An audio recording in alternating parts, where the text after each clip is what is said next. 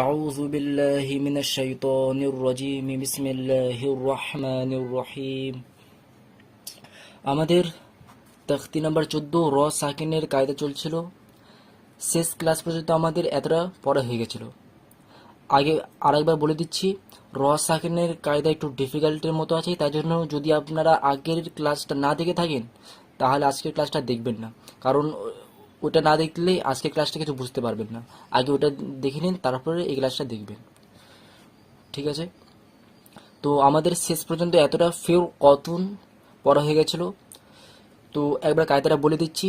র সাকিন যখনই রয়ের সাকিন থাকে, রটা কারোর সঙ্গে যুক্ত হয়। তো র যার সঙ্গে যুক্ত হচ্ছে সাকিনের জন্য রটা যার সঙ্গে যুক্ত হচ্ছে, সে অক্ষরে যদি পেশ হয়, জবর হয় বা পেশ হয়, তাহলে রটা পুর হবে। পুর মানে মুখ গোল করে পড়তে হবে, ঠিক আছে? আর যদি জের হয়, র যার সঙ্গে যুক্ত হচ্ছে সেখানে যদি জের হয়, তাহলে রয়ের পরে অক্ষর দেখব। পরে অক্ষরটা যদি পুর অক্ষর হয় তাহলে রটা পুর হবে, অর্থাৎ কফ সদ, মুখ গোল করতে হচ্ছে এমন অক্ষর, কফ সদ স, তারপরে ত ভ, ঠিক আছে? এই ধরনের মুখ গোল করে যেসব অক্ষর পড়তে হয় তাকে বলা হয় পুর অক্ষর।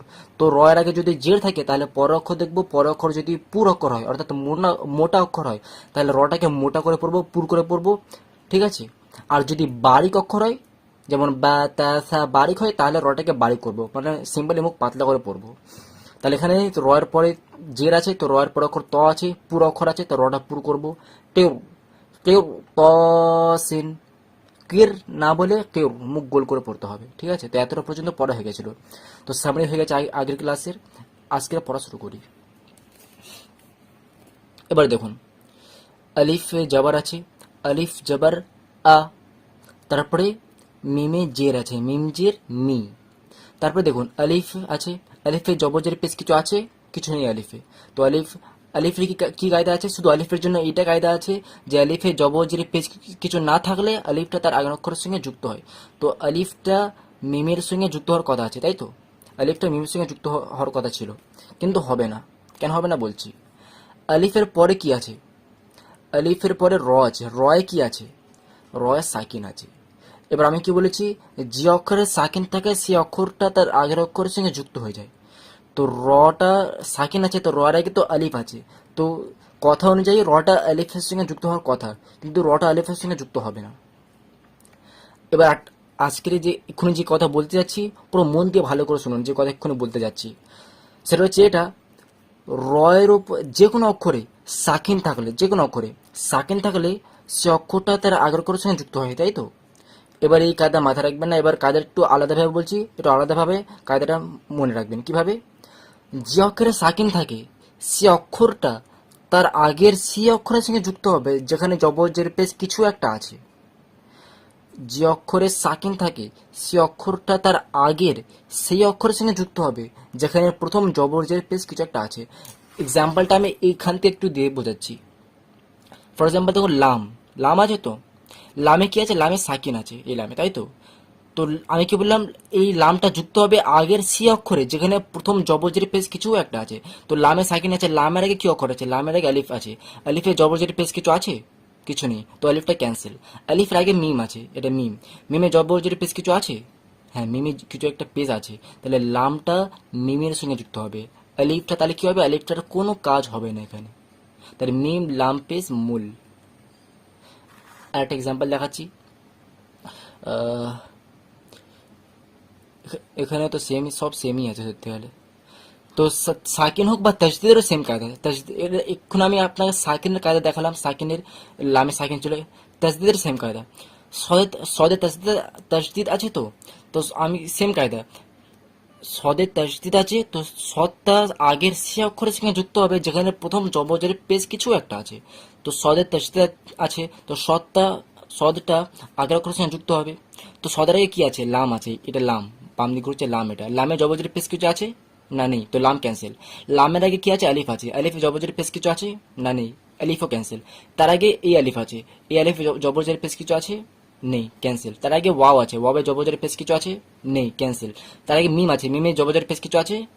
হ্যাঁ, মিমে পেশ আছে। এটা মানে সদটা মিমের সঙ্গে যুক্ত হবে, মাঝখানে যে লাম আলিফ আলিফ ওয়াও এদের কোনো কাজ হবে না, এরা একদম অকার এমনি রাখা আছে, এদের কোনো কাজ হবে না। তো মিম সদ পেশ মুস, সদ জবর স, মুস স। বুঝতে পারলেন কায়দাটা? এবার এই কায়দাটা সেম কায়দাটা এখানে ফলো হবে। তো রয় সাকিন আছে, রটা তার আগের সে অক্ষরের সঙ্গে যুক্ত হবে যেখানে প্রথম জবজের পেশ কিছু একটা আছে। তো রর আগে আলিফ আছে, আলিফের জবজের পেশ কিছু আছে নেই, ক্যান্সেল। তার আগে মিম আছে, মিমে কিছু আছে জবজের পেশ, হ্যাঁ জির আছে। তাহলে এই রটা মিমের সঙ্গে যুক্ত হবে, এই আলিফকে আমরা পড়বো না, ঠিক আছে, আলিফকে আমরা পড়বো না। তো মিম রজির, মিম রজের কি হয়? মিম রজের মির হয়। তো এখানে দেখুন, এবার এখানে র সাকিনের কায়দা ভাবতে হবে, কেন? কারণ র সাকিন এখানে আছে। এবার এখানে ভাববো এটা যে রটা পুর হবে না বারিক হবে। তো এখানে দেখুন, কায়দায় আগের দিন পর্যন্ত কি বলেছিলাম, রটা যুক্ত হচ্ছে যার সঙ্গে কি, সেখানে যদি জের থাকবে সঙ্গে সঙ্গে র এর পর অক্ষর দেখবো। পর অক্ষরটা যদি পুর হয় তাহলে রটা পুর হবে, বারিক হলে রটা বারিক হবে। পুর কাকে বলে? যে অক্ষর উচ্চারণ করার সময় মুখ গোল করতে হয় তাকে বলা হয় পুর অক্ষর। যেসব অক্ষর উচ্চারণ করার সময় মুখটা বারিক রাখতে হয় তাকে বলা হয় বারিক অক্ষর। তো এখানে দেখুন, রটা যুক্ত হচ্ছে মিমের সঙ্গে, মিমে জের আছে, জের আছে। তো তো র সঙ্গে সঙ্গে র এর পর অক্ষর দেখবো। পরের অক্ষর কি আছে? তা আছে। তা পুর অক্ষর না বারিক অক্ষর? তা, মুখ তো পাতলা করে বলছি, তা, তাহলে এটা বারিক অক্ষর। যদি এখানে ত থাকতো ত, তাহলে মুখ গোল করে পড়তাম, তাহলে এটা পুর হতো। কিন্তু যেহেতু তা আছে, তা একটা বারিক অক্ষর, তাকে উচ্চারণ করার সময় মুখ পাতলা করে রাখতে হচ্ছে, তা, তা, তাহলে তা একটা বারিক অক্ষর, তার জন্য রটাও বারিক হয়ে যাবে। তো একদম পুরো কায়দা অনুযায়ী যাবো। রটা যার সঙ্গে যুক্ত হচ্ছে সেখানে জের থাকলে পর অক্ষর দেখবো, পর অক্ষর যদি বারিক হয় তা বারিক অক্ষর, তাহলে রটাকেও বারিক করে পড়বো, পাতলা করে পড়বো। এটা পাতলা তো এটাও পাতলা করে পড়বো। তো মিম রজের মির, মির সিম্পলি বলবো একদম মির। মেয়র, মেয়র এমনি পুর করবো না, ঠিক আছে, মেয়র এমনি পুর করবো না, বারিক রাখবো সিম্পলি, মির হলো। তো আমির, তা আলিফ জবর তা, আমির, তা, বা ওয়াও পেস, ওয়াও সাকিন আছে, বা ওয়াও পেস বু, আমির তাবু। এই আলিফের কোনো কাজ হবে না, ঠিক আছে, ওয়াওটা তো যুক্ত হয়ে গেল, আলিফের কিছু নেই, আলিফের কোনো কাজ করবো না এখানে, ঠিক আছে। এমনি আলিফ দেওয়া থাকে এই ধরনের ওয়ার্ডে, অনেক সময় আলিফ এমনি দেওয়া থাকে, কিন্তু আলিফের কোনো কাজ হয় না, ঠিক আছে। তো আমির, আচ্ছা আমির, তো আমির করবো না, আমির পড়বো, তাই তো, আমির তাবু।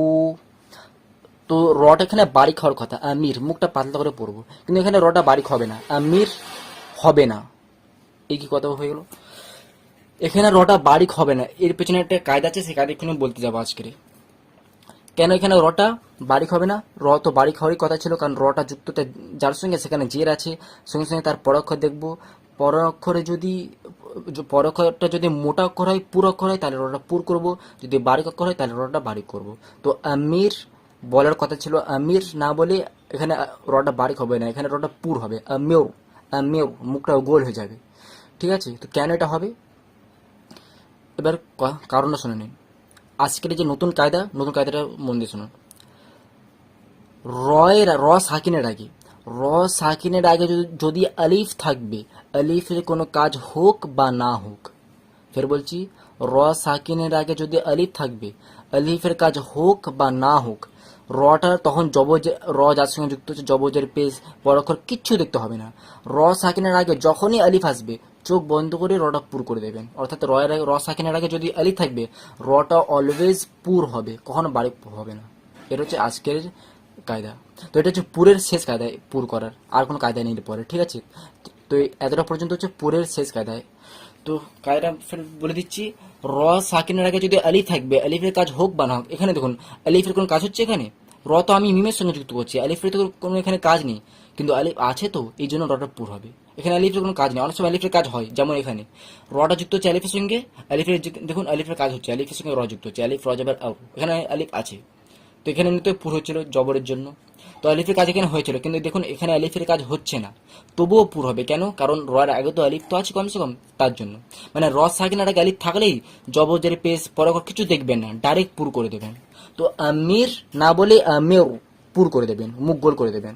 কি করে মুখ গোল করতে হয় কালকে আমি লাইভ দেখেছিলাম, তাই জন্য আবার বলে দিচ্ছি, যদি সেই ভিডিও না দেখে থাকেন তাহলে সেটা আগে দেখে নেন, তাহলেই সব বুঝতে পারবেন। তো আমির না বলে আমির এমনি পুর করে দেবেন, আমির তাবু, আমির তাবু। তারপরে রয়ে জবর আছে, বায়ের তাসদিদ আছে, তো বাটা যুক্ত হবে, ফের উচ্চারণ হবে, র বা জবর রব, যুক্ত হলো র বা যাবার রব, বায় জের আছে, র বা যাবার রব, বাজের বি, রব্বি হতো, কিন্তু তারপরে দেখুন কি আছে, আলিফ আছে, আলিফে কিছু নেই, আলিফে যুক্ত হওয়ার কথা ছিল। তারপরে দেখুন র আছে, রয়ে সাকিন আছে, এর মানে এই রটা কার সঙ্গে যুক্ত হবে, রর আগে আলিফ আছে, আলিফে জবরের পেশ কিছু আছে নেই, ক্যান্সেল, তার আগে বা আছে, বায়ে কিছু আছে, এর মানে রটা এই বায়ের সঙ্গে যুক্ত হবে, তো বা র জের, বুঝলেন?